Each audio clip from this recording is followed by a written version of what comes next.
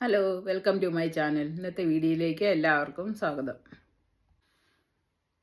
ഇപ്പോൾ സിനിമാ മേഖലയിലെ വിവാദം പൊങ്ങി വന്നതോടെ മറ്റ് കുറച്ച് മേഖലകൾ അവഗണിക്കപ്പെട്ട് കിടക്കുകയാണ്.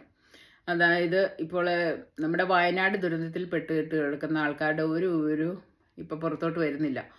അപ്പം അവർ ഇപ്പോഴും ദുരിതാശ്വാസ ക്യാമ്പിലാണോ, അതോ അവർക്ക് എന്തെങ്കിലും ഗവൺമെൻറ് എന്തെങ്കിലും കാര്യങ്ങളൊക്കെ ചെയ്തു കൊടുത്തോ, പുനരധിവാസത്തിനുള്ള കാര്യങ്ങളൊക്കെ മുന്നോട്ട് പോകുന്നുണ്ടോ, ഇതൊന്നും ഇപ്പോൾ പുറത്തോട്ട് വരുന്നേ ഇല്ല അല്ലേ. അതുപോലെ തന്നെ നമ്മുടെ മുല്ലപ്പെരിയാർ ഡാമിനെ കുറിച്ചുള്ള ഒരു വിവരവും ഇപ്പോൾ ആൾക്കാരുടെ ആശങ്കകളൊക്കെ മാറിയ ലക്ഷണമാണ്. അതിനെക്കുറിച്ച് ഒരു പ്രതികരണം ആരുടെയും കേൾക്കുന്നില്ല.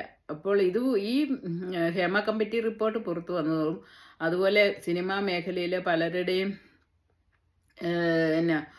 പല വമ്പന്മാരുടെയും ഇമേജ് നഷ്ടപ്പെടുന്നതും അവരുടെ രാജിവെക്കുന്നതും അങ്ങനെയുള്ള പല അലിഗേഷൻസ് വരുന്നു. ഇങ്ങനെയുള്ള എല്ലാ കാര്യങ്ങളിലേക്ക് ആൾക്കാരുടെ ശ്രദ്ധ തിരിഞ്ഞതുമൂലം ശരിക്കും പ്രയോജനം കിട്ടിയ കുറച്ച് ആൾക്കാരുണ്ടല്ലേ. അതായത് നമ്മുടെ ഗവൺമെൻറ്റിന് അതായത് ദുരിതാശ്വാസ ഫണ്ട് ഏത് വഴിക്ക് പോകുന്നു എന്നുള്ളത് അറിയത്തില്ല.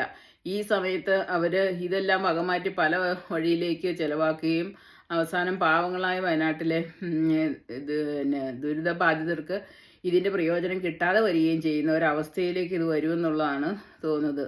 അപ്പോൾ സിനിമാ മേഖലയിലെ ശുദ്ധികലശം നടക്കട്ടെ. അതോടൊപ്പം തന്നെ നമ്മുടെ സാമൂഹികമായ കഷ്ടപ്പാട് അനുഭവിക്കുന്ന ഈ നമ്മുടെ വയനാട്ടിലെ ജനങ്ങൾ അതുപോലെയുള്ള സാമൂഹിക പ്രശ്നങ്ങളിലേക്ക്, സോഷ്യൽ ഇഷ്യൂസിലേക്കും കൂടെ നമ്മുടെ ശ്രദ്ധ തിരിക്കേണ്ടതുണ്ട്. അപ്പോൾ എല്ലാവരും ഈ സിനിമാ മേഖലയിലേക്ക് മാത്രം ഉറ്റുനോക്കിക്കൊണ്ടിരിക്കാതെ നമ്മുടെ കഷ്ടപ്പാട് അനുഭവിക്കുന്ന വയനാട്ടിലെ സഹോദരങ്ങൾക്ക് എങ്ങനെയാണ് അതിനുള്ള കാര്യങ്ങളൊക്കെ മുന്നോട്ട് പോകുന്നുണ്ടോ ഉള്ള കാര്യങ്ങളിലേക്ക് നമ്മുടെ ഒരു അന്വേഷണം ചെല്ലേണ്ടതാണ്. ഇപ്പം മീഡിയകളൊക്കെ ആണെങ്കിലും അതിനെക്കുറിച്ചൊന്നും റിപ്പോർട്ടൊന്നും വരുന്നില്ല. അതുപോലെ തന്നെ മുല്ലപ്പെരിയാർ ഡാമിനെ കുറിച്ചുള്ള റിപ്പോർട്ടുകളും ഒന്നും വരുന്നില്ല. എല്ലാം കെട്ടടങ്ങിയിരിക്കുകയാണ് ഈ ഒരു വിവാദത്തിൽ. അപ്പോൾ ഈ ഒരു വിവാദം കൊണ്ട് രക്ഷപ്പെട്ടു നിൽക്കുന്ന ഒരു കൂട്ടം ആൾക്കാരാണ് നമ്മുടെ കേരള സർക്കാർ എന്ന് പറയുന്നത്. അപ്പോൾ നമ്മുടെ മുഖ്യമന്ത്രിയും എല്ലാവരും ഇപ്പോൾ ഈ ഒരു കാര്യത്തിൽ ഇങ്ങനെ ഒരു ആശ്വാസം കൊണ്ടിരിക്കുന്ന ഒരു സമയമാണെന്ന് നമുക്ക് വിചാരിക്കാം. ഇത് ജനങ്ങളുടെ ശ്രദ്ധ അത് അങ്ങനെയാണ് പതിവല്ലേ. ഏതെങ്കിലും ഒരു പുതിയ വാർത്ത പൊങ്ങി വരും, അപ്പോഴേക്കും പഴയ വാർത്തകളെല്ലാം അതിനകത്ത് മുങ്ങിപ്പോകും. പക്ഷെ അപ്പോൾ ആ സമയം മുതലെടുത്ത് അതുകൊണ്ട് പ്രയോജനം എടുക്കുന്ന കുറേ ആൾക്കാർ കാണും.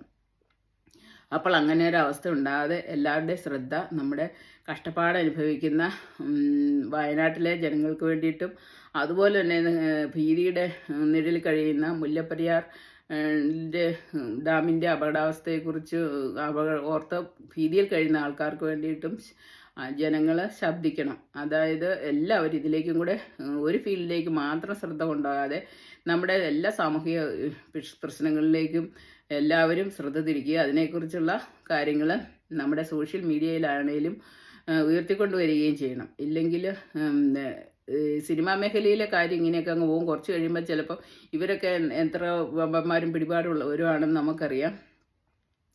അപ്പോൾ അതുപോലെ തന്നെ ഈ കാര്യങ്ങളൊക്കെ കെട്ടണങ്ങി പോവും.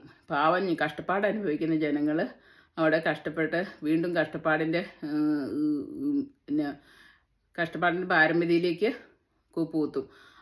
അപ്പോൾ നമ്മുടെ ശ്രദ്ധ കംപ്ലീറ്റും ഈ സിനിമാ മേഖലയിലേക്ക് തിരിക്കാതെ നമ്മൾ മറ്റു മേഖലകളിലേക്കും കൂടെ ഒന്ന് തിരിച്ച് ആ കാര്യങ്ങളിലും എല്ലാവർക്കും ഒരു ഗവൺമെൻറ്റിൻ്റെ മേലാണേലും ഒരു സ്വാധീനം ചെലുത്തി ഈ വയനാട്ടിലുള്ള ജനങ്ങൾക്ക് വേണ്ടിയിട്ട് മുല്ലപ്പെരിയാർ ഡാമിൻ്റെ ദീപിക കമ്മീഷന് വേണ്ടിയിട്ടും എല്ലാം നമ്മൾ ശബ്ദമുയർത്തണമെന്നാണ് എൻ്റെ ഒരു അഭിപ്രായം. എല്ലാം ഒരേ രീതിയിൽ എല്ലാം നടന്നു പോകട്ടെ, അല്ലാതെ ഒരു കാര്യത്തിലേക്ക് മാത്രവും ശ്രദ്ധ തിരിക്കുന്നത് ശരിയായ കാര്യമല്ല. ഇപ്പോൾ ഇത്രയൊക്കെയാണ് ഇന്ന് എനിക്ക് പറയാനുള്ളത്. അപ്പോൾ അടുത്ത വീഡിയോയുമായി വരുന്നവരെ എല്ലാവർക്കും ബായ്.